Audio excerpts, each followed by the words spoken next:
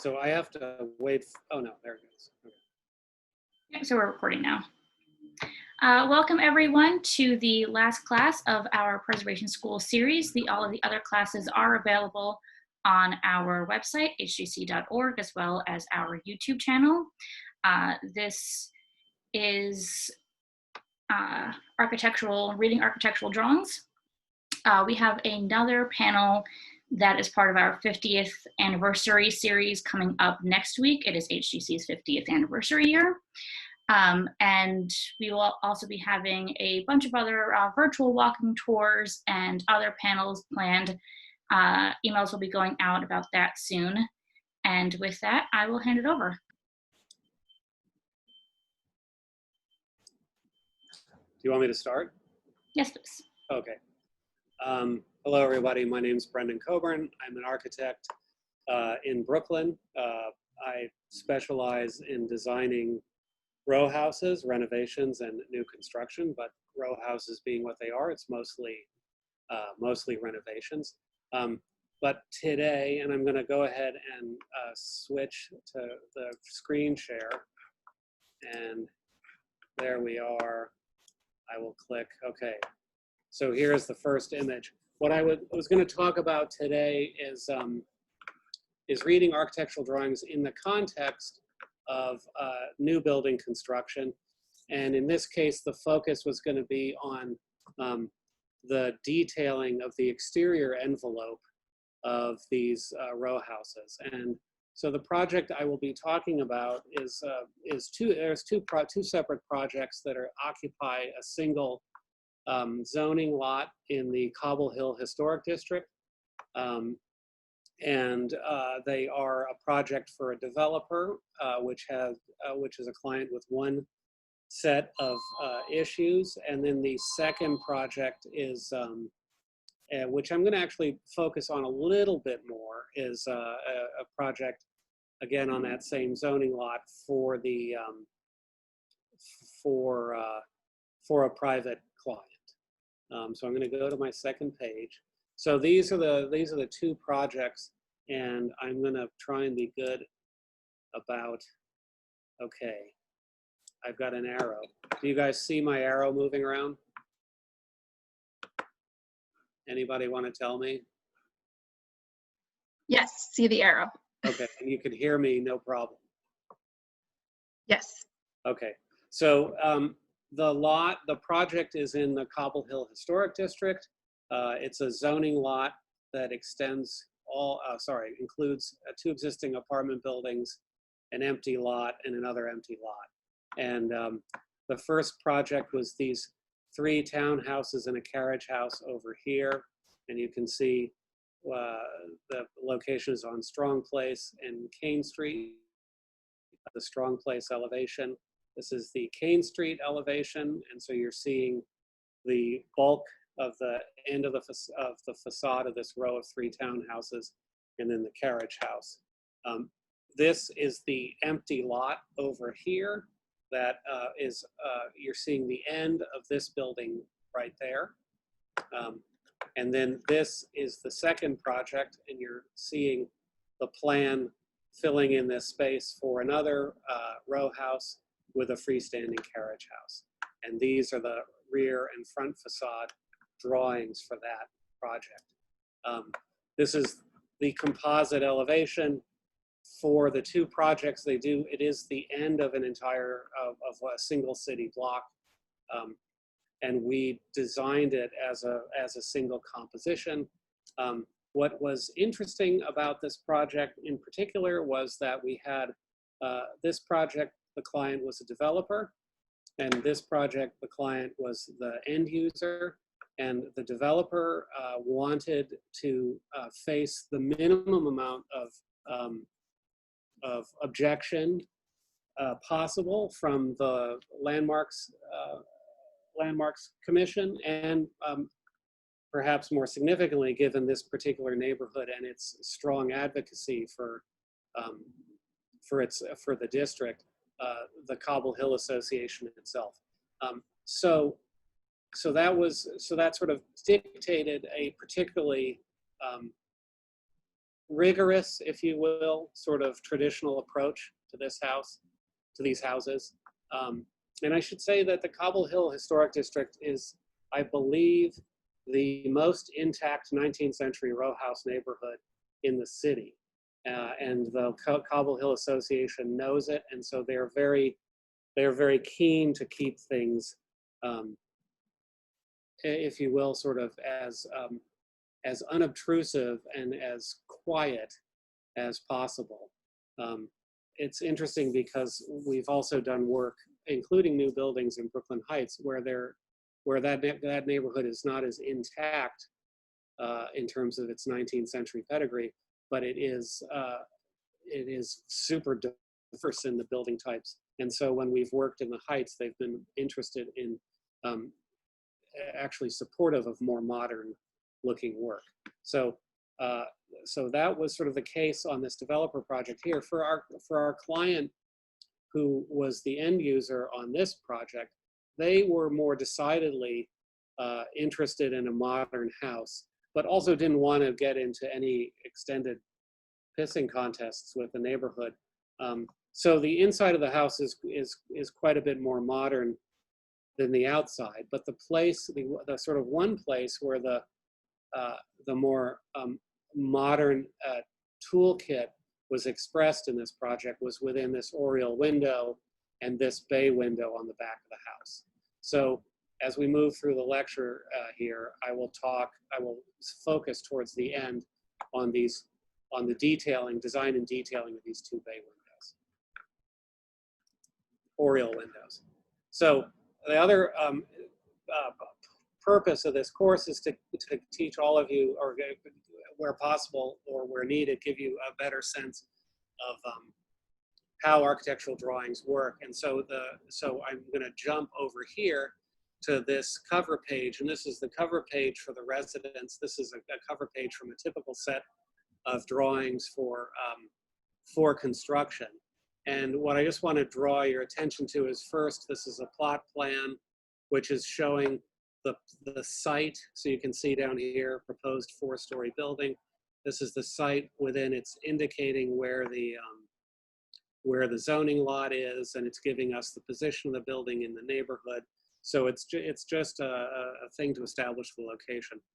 Rendering is up above to help the bidders in this case, and then eventually the contractor, understand what the aesthetic goals for the exterior of the building are.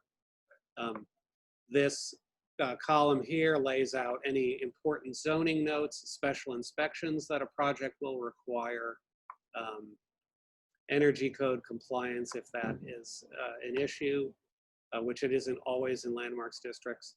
An set of index pages. So these two pages here list all of the drawings in this set, which is pretty extensive.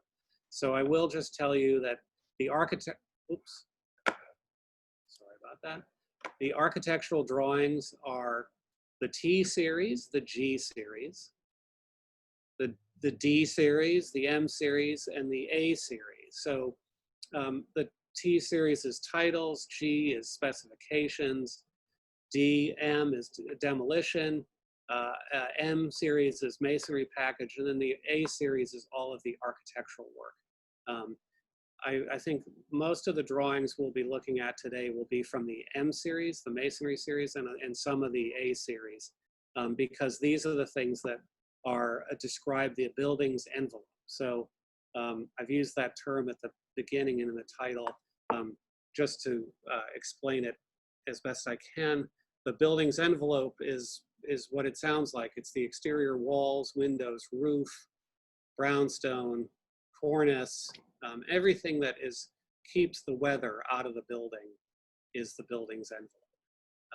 So that'll be sort of the focus, because part of the goal of this class is to make it easier to look at proposed projects in landmarks districts that are being presented to the Landmarks Commission and understand what the intent of the project is.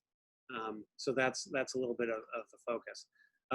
In addition to these architectural drawings, there's a builder's paving plan, there's site utilities, there's all of this structural stuff, the supportive excavation, structural, mechanical set here, electrical set, plumbing set, and a sprinkler set. So this is a very intense set of drawings. This is almost all required except for a lot of this detailed A series is the interior detailing of a project, which when we do a project, we get hired to do incredibly detailed drawings. If we were working for a developer, maybe not so much. So things to think about. Over here is a set of abbreviations. This is important to know that this is on a set of drawings so that when you're looking in the body of the drawing set and there's some strange little abbreviation, you have a place to go and find out what it is that the architect tries out in that location. Finally, at the bottom, there's a set of symbols here. These are room numbers, wall types, door swings, and I want to just draw your attention to these symbols down here. This represents a section note, which is will tell you where to look for a section that is, a section is a type of drawing where you're cutting vertically through the building and looking at the spaces from the side. So the sections describe building assemblies, and they describe the way that spaces, the way that rooms work spatially, which is to say ceiling heights and stair rail heights and cabinetry, etc.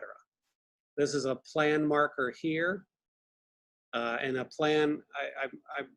I'm sort of assuming everybody knows this, but a plan is a section cut horizontally through a building, and technically it's generally cut 4 feet above floor level, looking down, as though you sliced through the building with a piece of wire, removed the top, and looked down at it. And then this is a detail marker which tells you where to go to look in the drawing set for particular details. And so within any one of these things, the top of the circle indicates the drawing number in question, and the bottom of the circle indicates the sheet number. So if you can see here, this says A 0.0. That is referring to the architectural set, the A series.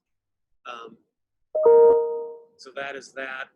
These are elevation tags. This shows you interior elevations, what you're looking at inside. That's not important for this discussion today. These are door tags, window tags, building height information, wall type information. This stuff is really starting to get pretty specific, so let's not worry about it too much.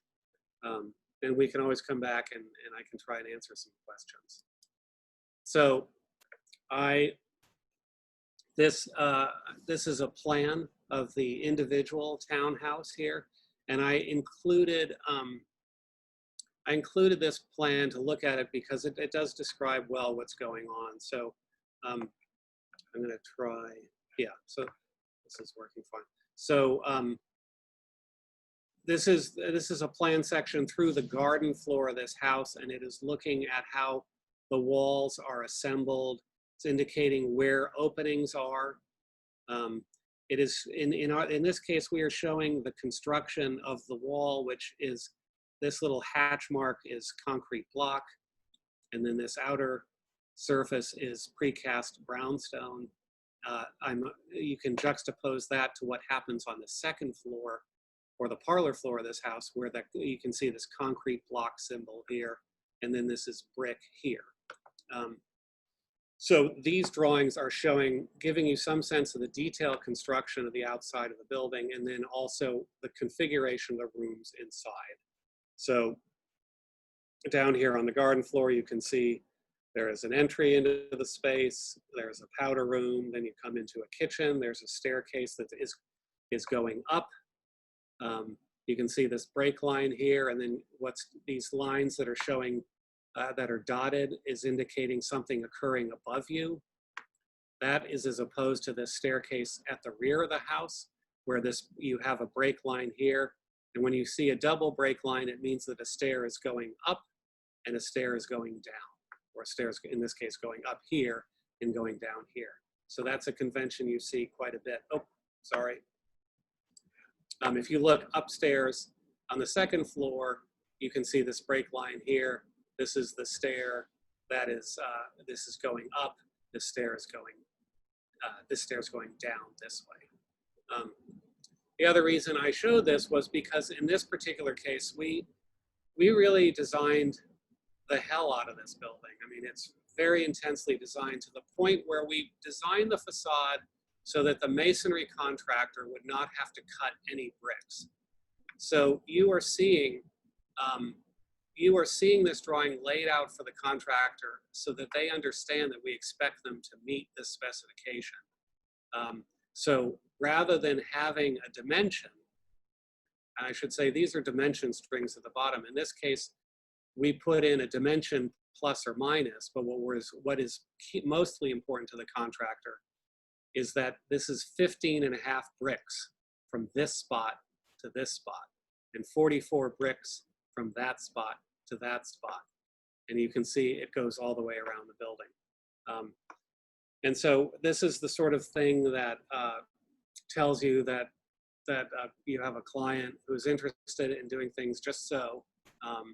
And a client who in this case had actually talked to me during the brief about how much she hated seeing cut bricks around windows on row houses. So we designed, we moved windows around in the design process so that none of that would have to occur. So in this particular building, I also want to talk a little bit about some of the structural things that go on. This is concrete block is the main structural system of this building. It is 8-inch CMU, which stands for concrete masonry unit. It is a concrete block that has an empty cell that is filled with steel reinforcing bars and a high strength grout. And that is used to resist all the lateral loads, all the seismic loads, and carry all of the building's floor loads. And it also is the fire resistance. So the structural work in this building is done pretty much entirely by concrete block. That is a requirement of the building code on buildings that exceed 2 stories in height. What's interesting is over here in the carriage house, which is only 2 stories, we built it out of solid brick the old-fashioned way.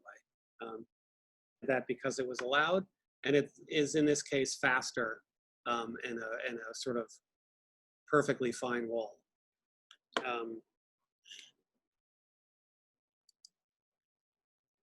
So these are, this is a building's exterior elevation, and this little symbol here is a section cut line that is indicating that there is a drawing. I'm going to apologize right now. This doesn't have a number in it because this particular sheet is from the landmark set, so it has a different set of references. But this is the basic symbol for we're going to cut through this building and give you a detail to look at.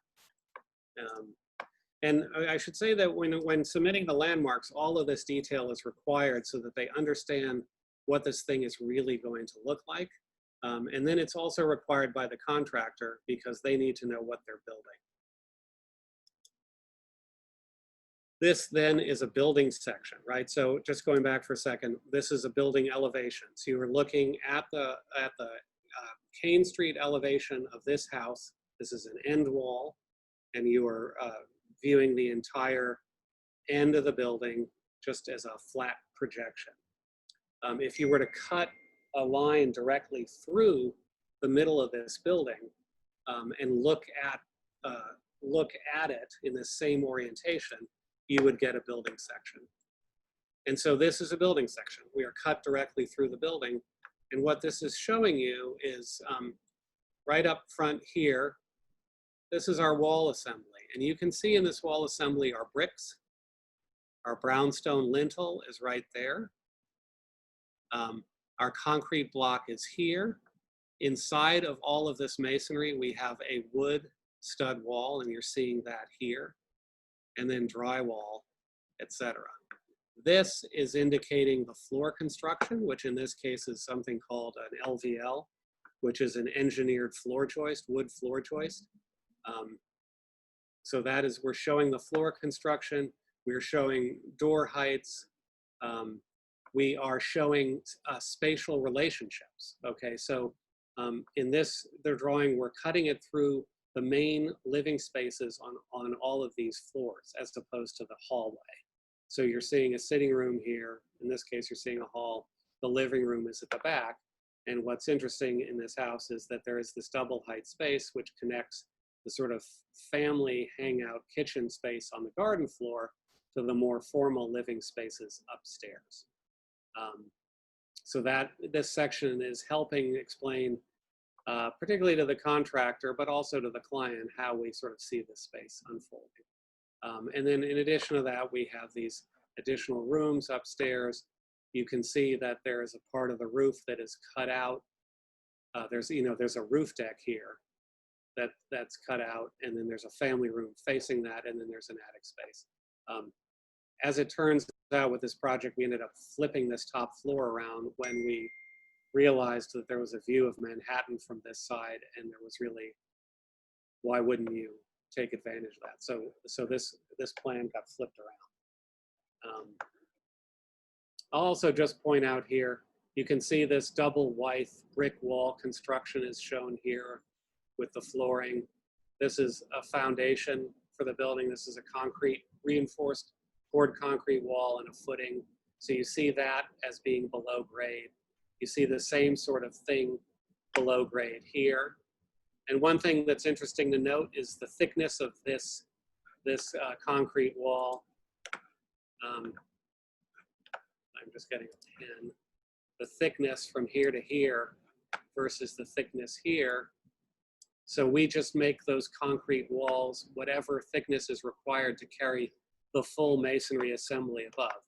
So we have an 8-inch concrete block here, and we have a 5-inch precast brownstone here. So that means that this concrete block wall was made to be 11 inches. I'm going to erase that.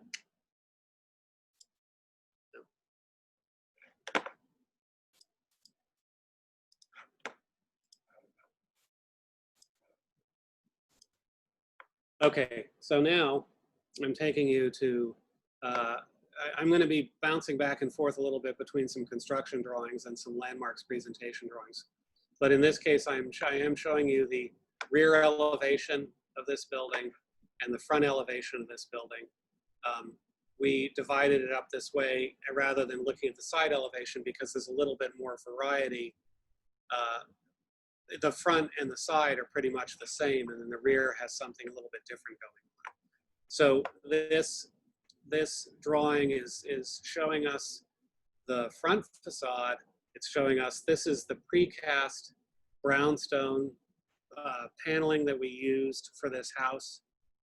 We use this because there isn't sufficient brownstone anymore to buy brownstone stone and use it as a cladding material. So we'd use this precast. It has mica flakes in it. It's pretty convincing. It's very convincing, and it's a lot more durable than the real thing in this case. The brick up here is just a nice brick from Glengarry, and then we're also showing. In this case, we used a hardy plank, which is meant to look like siding, which we use when it's not in close proximity, where you can't touch it because it's very hardy, but when you can see it up close, you can tell it's not real, which is annoying, but it requires much less maintenance than wood does. Although I have to say that since we did this project, I'm kind of insisting that clients just pay for the regular maintenance rather than use this product. So that's just a sort of good overview of this material board. So now I am taking you to front and rear wall sections for the assembly of this building. And I want to just check here. Yeah. So this is the private residence. So I'm going to focus on this building because it's a little bit different. What's happening here is, and I should explain. So I should take a break and explain something. If you take a look down here at this key, I'm going to get my pen. If you look down here at this little tag down here, you'll see that it describes what the drawing is. It is a wall detail section. So it's a section cut through the wall. It is cut at this line. This is indicating where this drawing is cut. And it is drawn at a scale of 1 inch. You can see the number there, 1 inch equals a foot. Over here, where we're keying to, is the elevation of the same thing. And you can see the scale here is written as 1/2 inch equals 1 foot. So this drawing is made at half the scale of this drawing, because we're just using this to orient the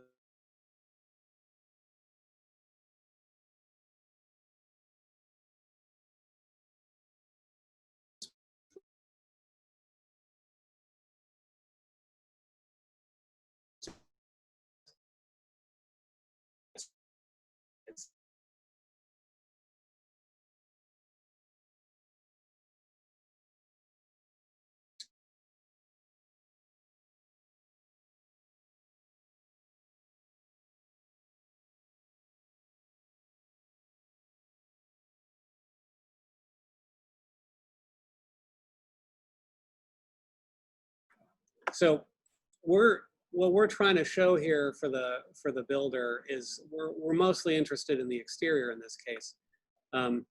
So down at the bottom of the building, we're showing how the front yard is going to be paved.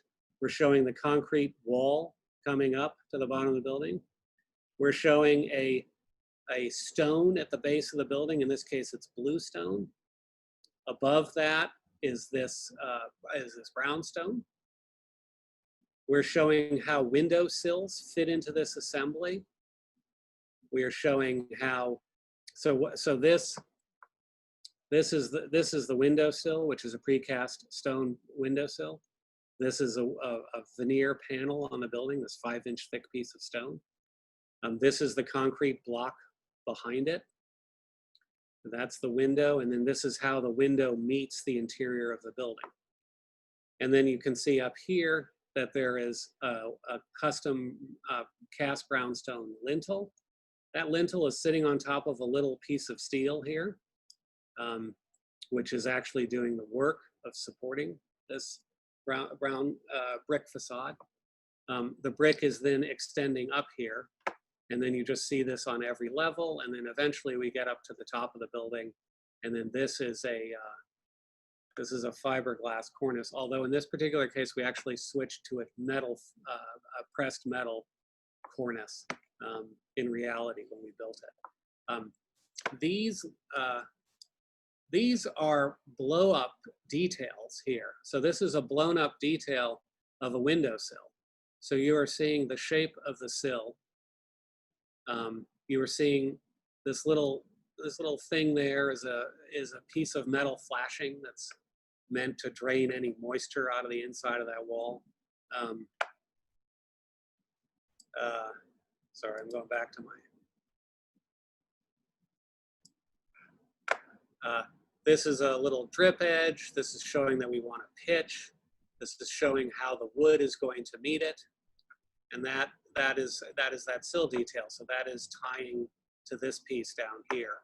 This is that lintel detail, and this is important to show this because what's important in this detail is here's our piece of steel, and here's our piece of stone, and we want the contractor to have this piece of stone cast with this cutout in it so that that steel can be flush with the underside of the brownstone lintel.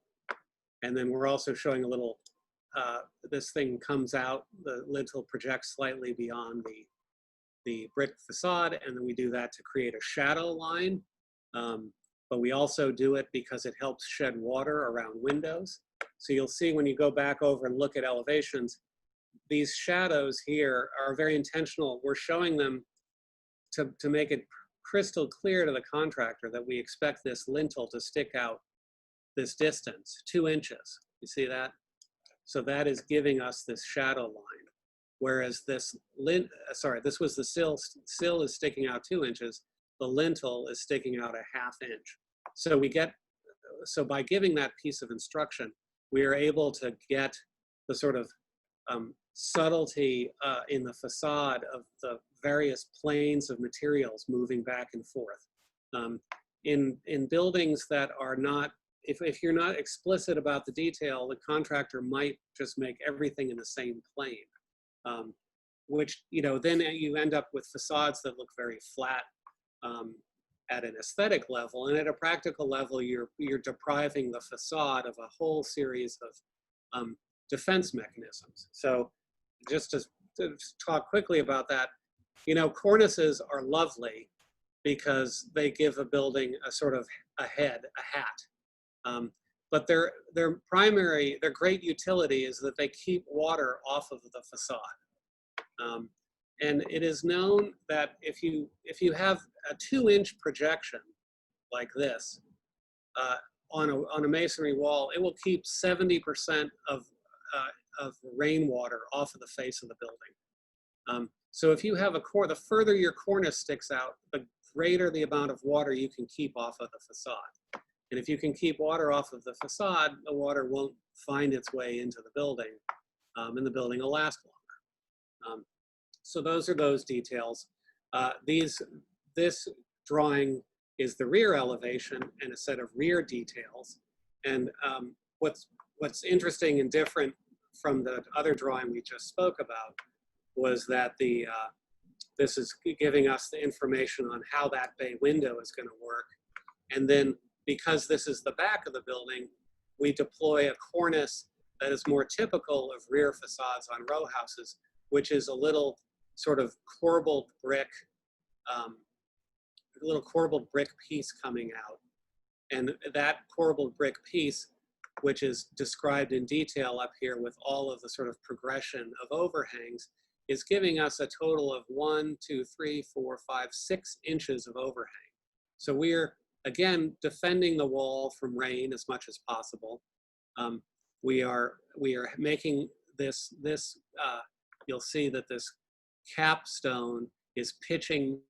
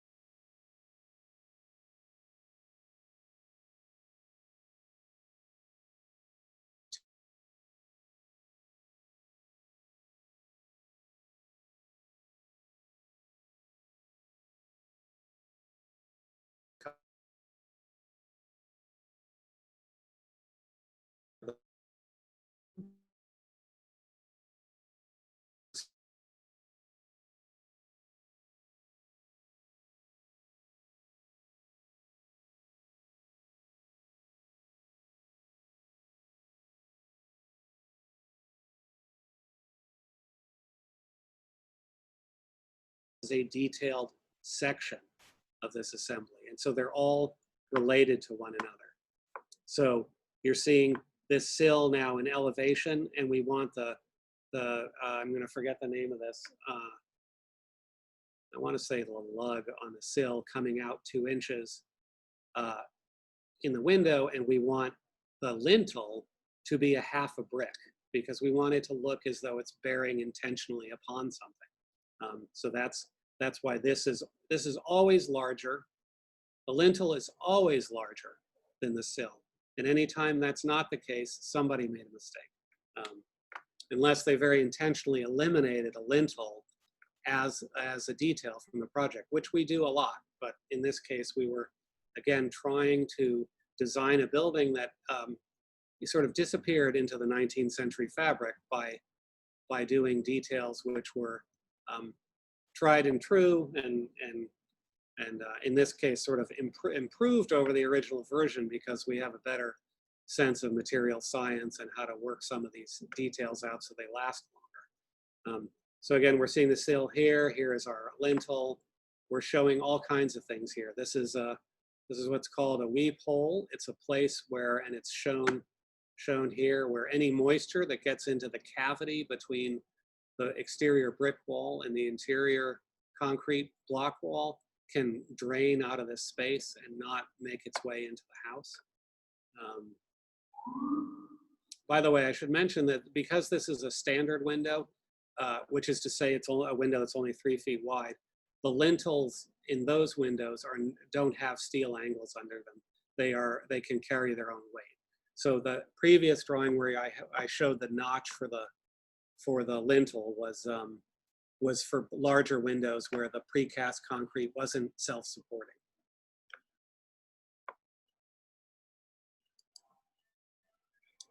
So I'm just going to go quickly through this one. This is for the other project that is more traditional.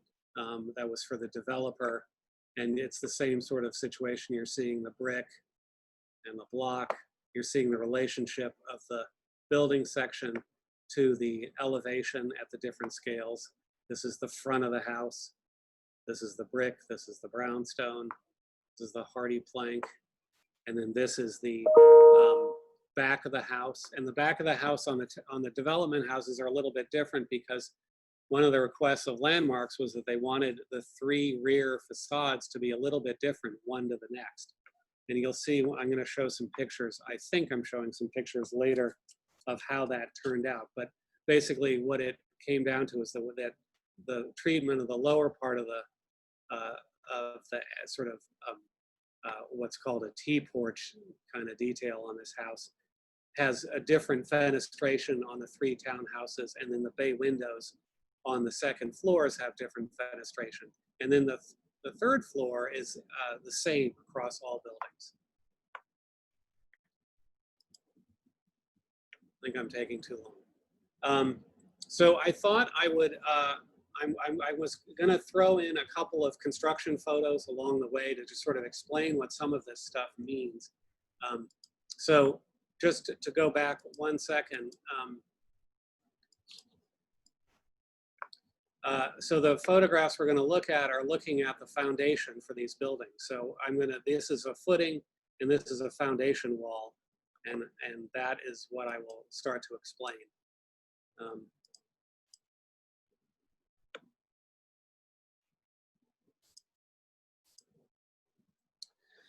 So this is the foundation. This is the hole after it's just been finished for the Strong Place townhouses. And actually, one of the reasons I wanted to include this slide was to just show people one of the things that gets talked about and encountered all the time in New York, and that is underpinning. So this stuff you're seeing over here is the underpinning of this adjacent building. So this is a lovely adjacent Greek Revival row house that conveniently for us was being renovated at the same time we were building this project. So we were able to get in and reinforce their building. So these tiebacks, you can see they're in the zone of floor joists. So these are floor joists on the adjacent building. These are tiebacks So we're stabilized within this concrete underpinning. And then this over here is steel sheeting and shoring, which is holding back the street. In Brooklyn, lots of Brooklyn is just sand. So this is a sandy hole. It was amazing. We had a couple of massive downpours right after we finished this, and the water, there was no water in the hole whatsoever. It just all goes straight into the ground. In fact, believe it or not, we got a change order credit from the contractor when he didn't have to install a foundation drainage system. So you're seeing the hole just before, so the hole's been dug with a giant digger, and then they plop in this little smaller digger, and that digger is going to come in and it's going to dig these trenches, which will be the footing. So you're seeing the footings of this house are in place, and all of these rebars are going to rise up through the building's walls.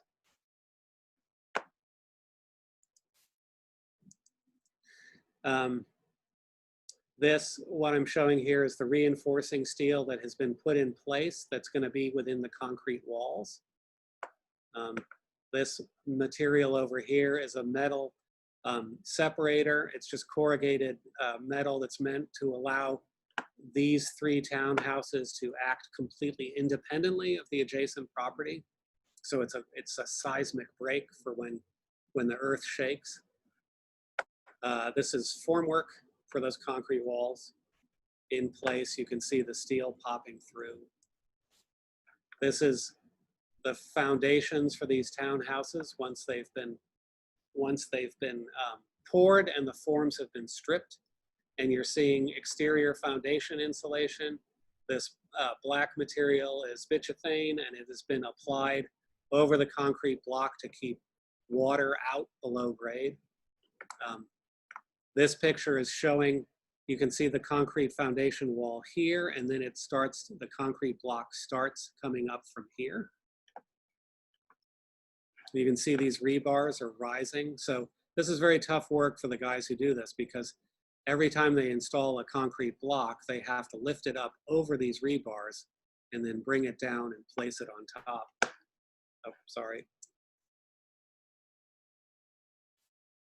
Oh, hang on. Okay, yep. These are these walls rising up. And I'd like to just draw your attention to these are little masonry ties. That is what we are going to connect the building's brick veneer to the facade with these little loop ties.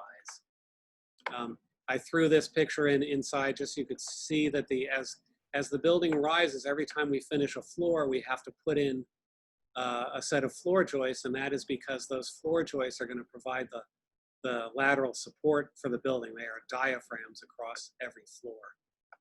So as you may recall that when I showed you a building section earlier, I pointed out the floor joists and that they were LVLs. These are those LVLs, which stands for laminated veneer lumber.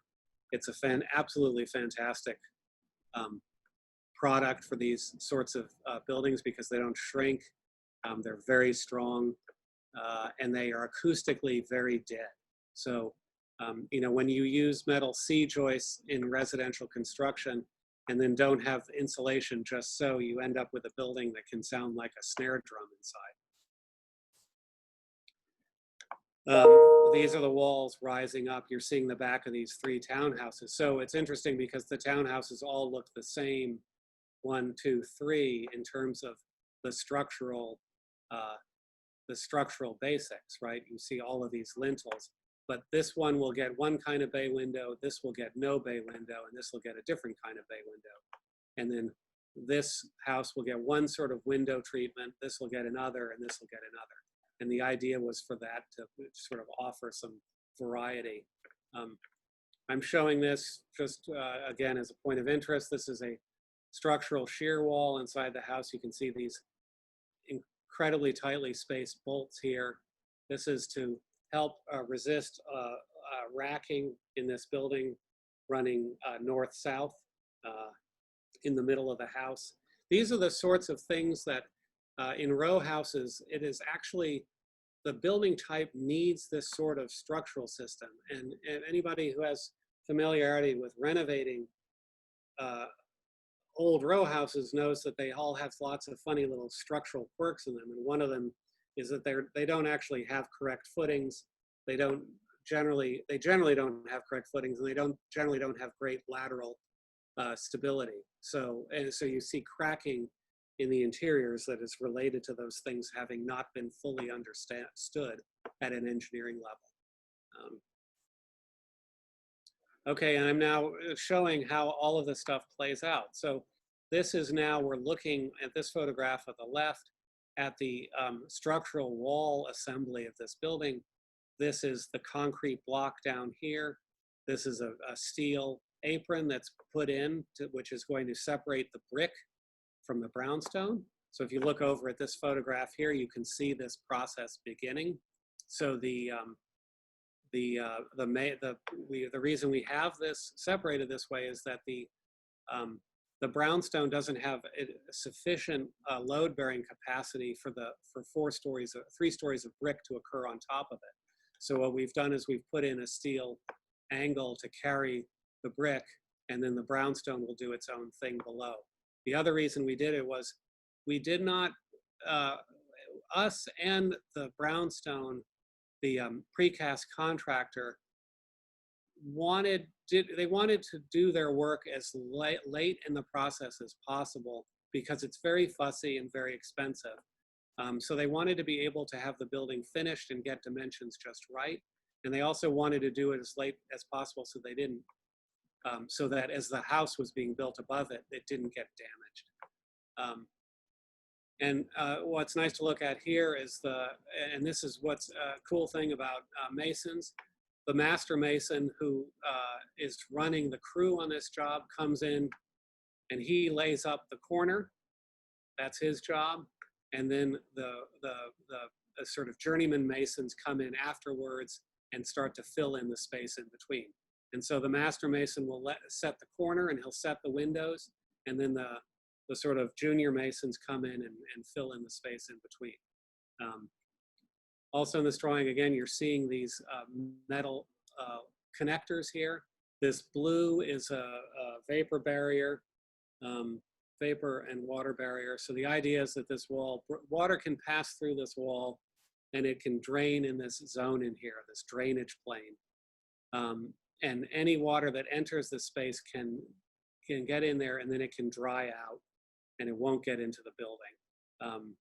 This is not quite the detail that you will see printed in a lot of books about perfect details for walls. This space will often be filled with insulation, which conceptually is the way to go, but as a practical matter, it's very hard to get that work executed correctly. So we always end up doing this just as this drainage plane, and then we get our insulation inside.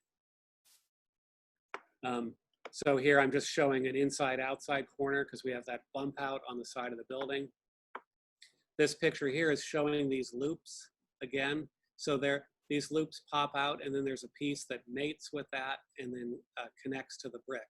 And this is our little airspace in here, and that will be maintained, and it has little weep holes at the bottom and then sort of throughout that allow air to move in and out of that space. So you can see these walls rising up from the garden floor.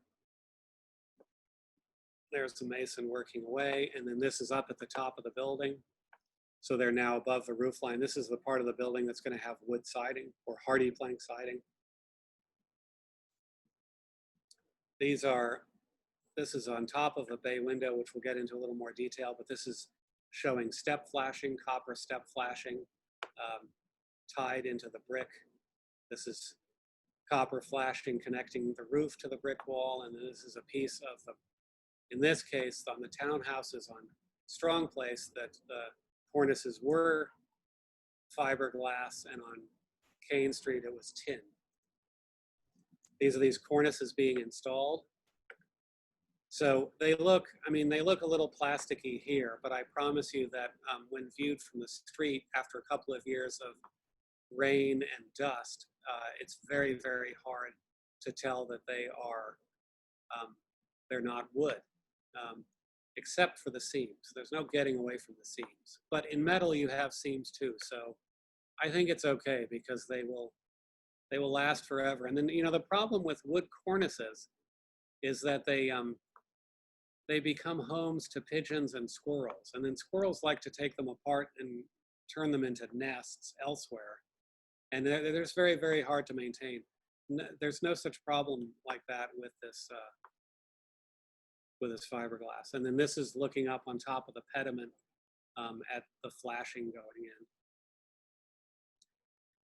in. So this is me showing you those second floor 3 different bay windows. Here's a bay window, here it's flat, here's a different version of the bay window. This one has a little, this one's bigger and has a little side window. This one is closer to the building and has no side window. You can see these, you know, these 6 windows across the top have that nice cadence of the top floor of a row house. We have the little brick corbelling detail at the top of the building. We have nice copper scuppers and downspouts. This is a photograph of this thing finished. You can see the copper detailing of this little roof. See the snow sliding right off the way you would want it to. Okay, so now I am switching to these brownstone drawings. So, and I guess I should probably go a little faster. These are showing the layout for the precast brownstone, which is, you know, by doing precast brownstone, it's really kind of the same process as what original stone been. It's just a hardier material, but it also has some problems in terms of detailing. So this is just a detailed layout we did for the brownstone, the precast contractors to work off of. They then did their own shop drawings, which we then checked. So these drawings are showing, these black lines, by the way, are section cuts through the stoop. That's why it is dark.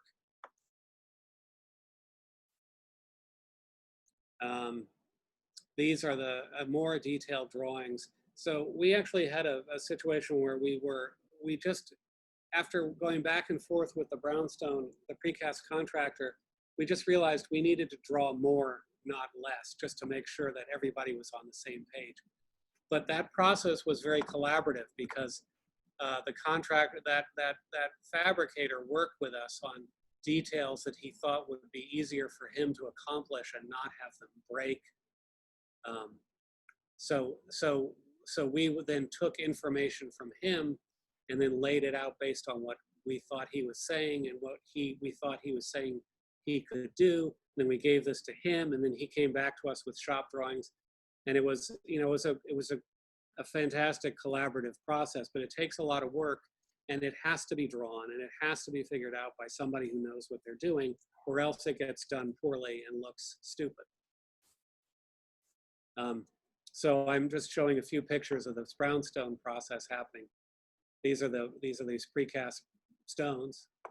Here they are being installed. Same clip system on the concrete block wall. So you're just sort of seeing progress. It starts at the base. We're moving up the wall. Here are the stoops going in. So the concrete, the structure for the stoop, the substructure for the stoop is concrete block, and then the treads, the individual treads get laid into that.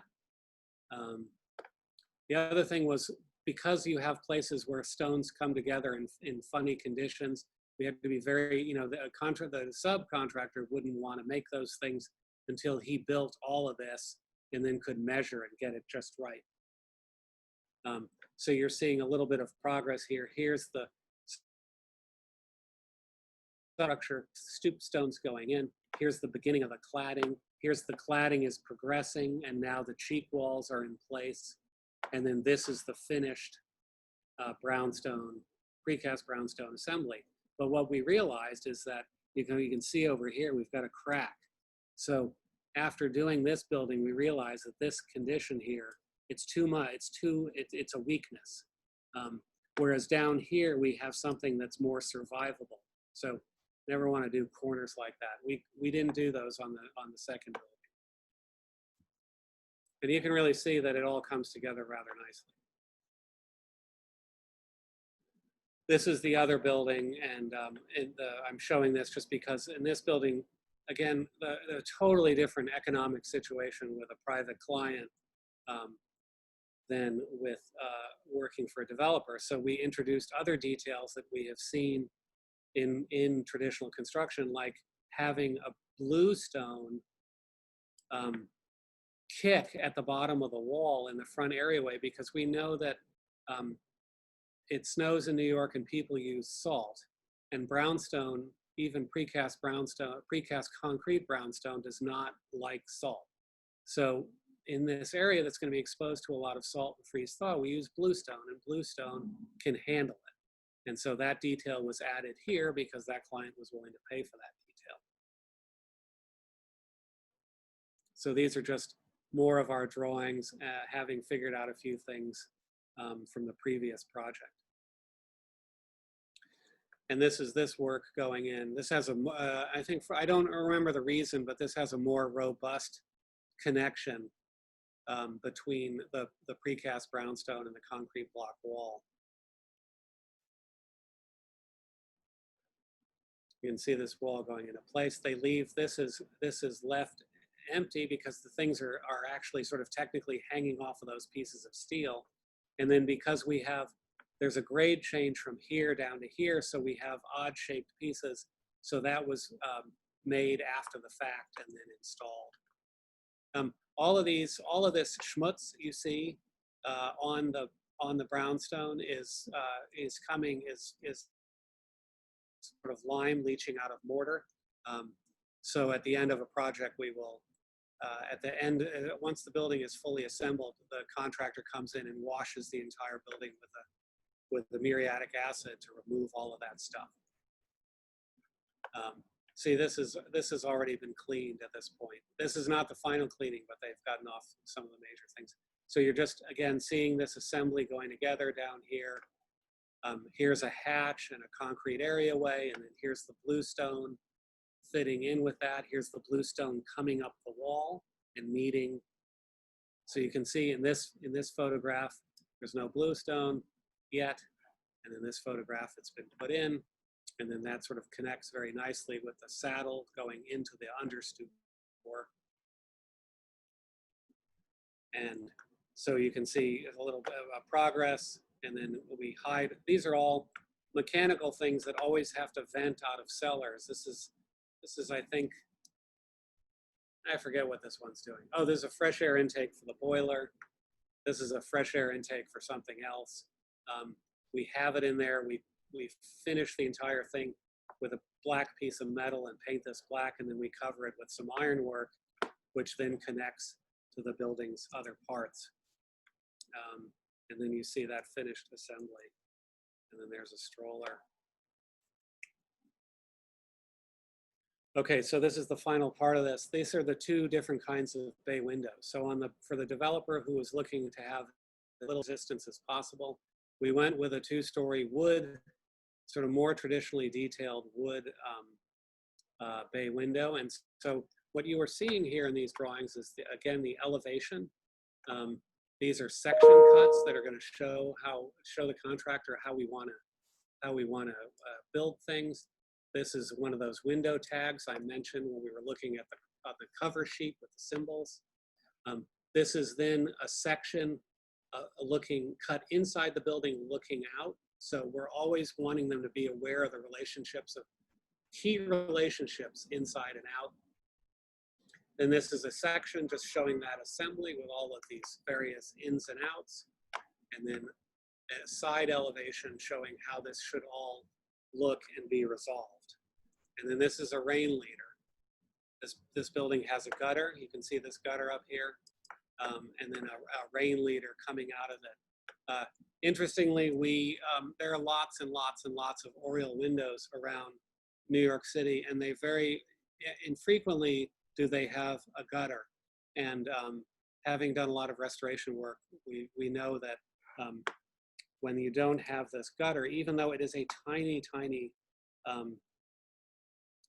area, if you let the water of all this roof come off in this zone, all of your masonry and woodwork problems will exist in this area. So, and to be honest, we weren't we didn't think about it on this project right at the beginning. And it was something that, oh, what happened was as we were building it, I was realizing, I was just amazed at the amount of water that was coming off of this roof. And you could see the lime leaching out of the brick. So we added it late, and then got, getting the little gutter in here was a late addition. And so it had to be on the outside of the building. And you'll see when we get to the other building, which was done afterwards, that we hid that gutter in the building. So these are just some photographs of that bay window. So it's, it's an all wood structure, and you're seeing this Tyvek, which is the weather barrier. Then you're seeing the woodwork being installed, and these little lookouts that are going to carry trim.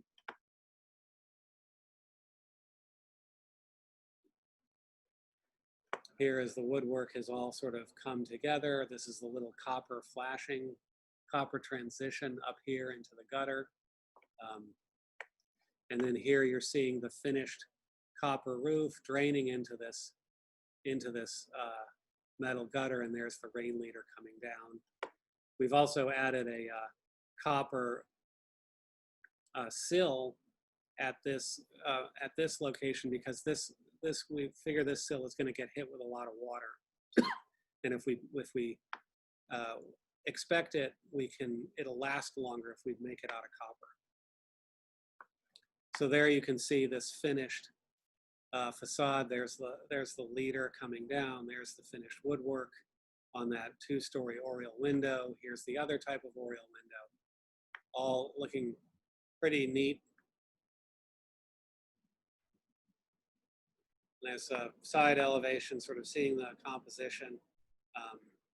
This double height bay, you can see the copper there at that intermediate level. And by the way, I should also mention the reason we did it here, where we have a big overhang, and not here, is that it's easier for a painter to get out and maintain this area than to maintain this area. So that was the reason for that detail. And this is that finished house. And what's interesting here is that this is a construction site getting going on the next project next door. So that's that. So now quickly, the Oriole window for the building next door. Same set of drawings. Here you can see the plan in this case.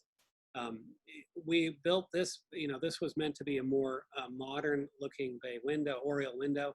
And so it is detailed in steel. The exterior is steel. The windows themselves are steel. The detailing is steel. But because of the experience on the other building, we integrated this gutter in at this point. It's a very small gutter, but you can see it's running around the perimeter and it's fully concealed. There is the drain, and that drain then goes inside the building, and there it is there. So with that on the 2 bay windows, sorry, the Oriole and the bay window.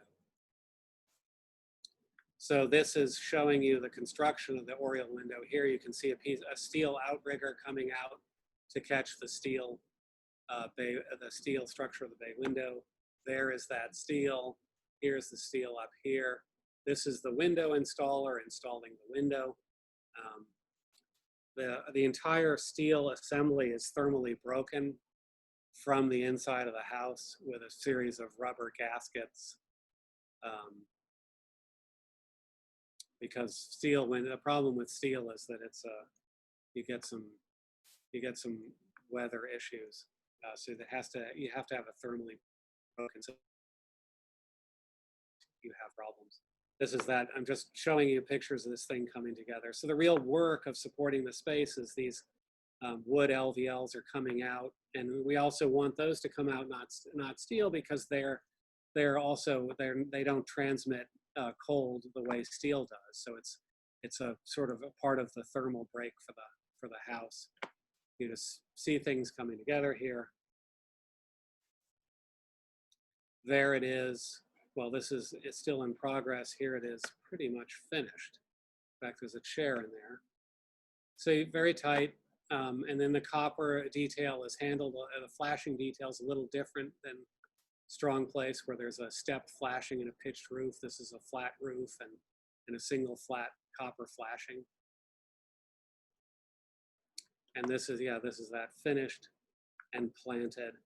And so you can see that the building largely reads as contextual and kind of goes away with just this Oriole being the thing that starts to reveal it. Also, the higher level of transparency of this window allows you to see that the interior detailing of this house is more deliberately modern. So just a few details of the bay window. So the bay window in the back is this 2-story bay window, which connects with that double height space that you saw in the section, and then a door coming out, and the windows and all of it, and it all goes away. So that is it.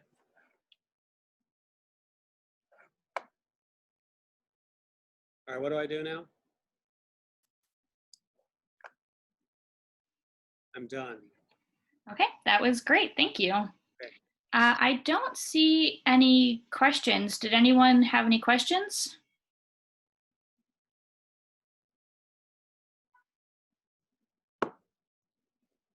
No? Okay, great. You have a question?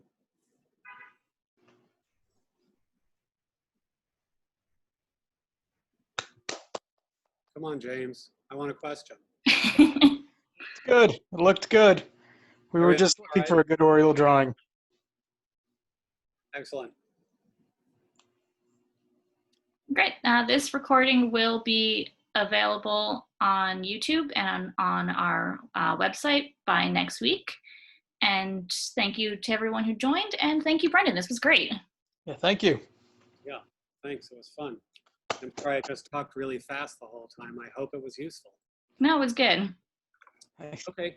Well, if there are no questions, I will try and get home before curfew. Oh.